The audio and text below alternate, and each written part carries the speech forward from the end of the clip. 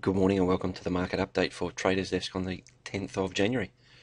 Well, it was a frustrating night on Friday because we got caught leaving a break-even stop loss in the euro and in the euro Swiss, and it went straight to the take profit. But these things happen. A new week. Let's see what we got.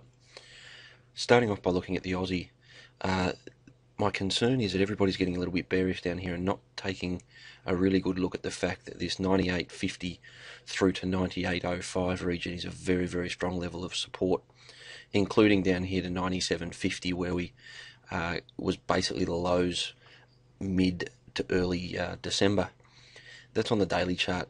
If you look on the hourly, looking at the hourly, you can see the support comes in here around about 98.50, 99, the figure region.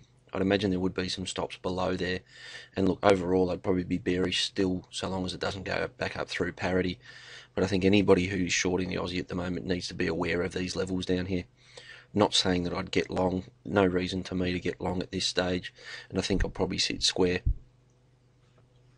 Having a look at the euro, I picked it beautifully for the last week and haven't made any money of it, which is very, very frustrating. These things happen.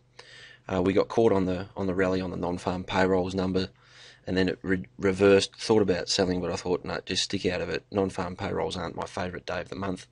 But if you look across here, this previous resistance of 130.5, so this 30 through 50 region is very, very strong. On the downside, I realistically don't see any support in the euro and prefer to be a seller.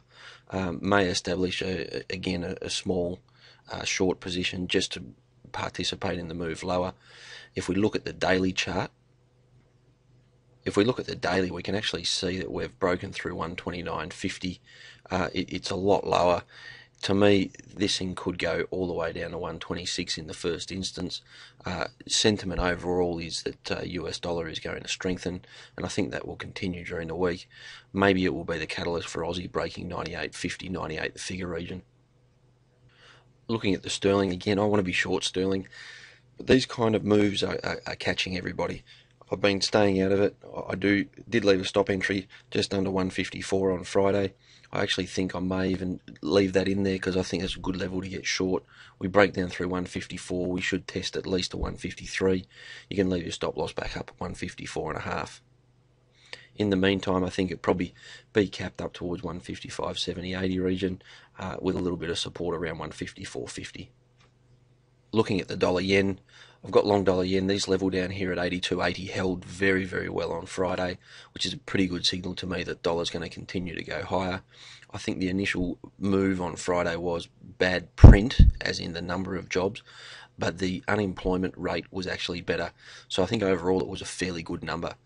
So I've got long this morning, 83.16, taking a small amount of profit just before the highs and the rest up towards 84, the figure. We'll leave my stop loss down under 82.80, probably 82.75. More than happy to leave it there. The risk reward is right. Having a look at the crosses, Euro Swiss, look, I got caught at the absolute high on Friday.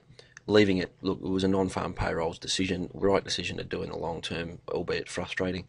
I have still got a stop loss entry under 124, 123.90.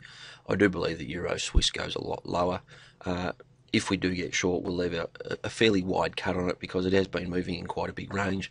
But do believe if we do break down through 124, there is a lot of room to the downside.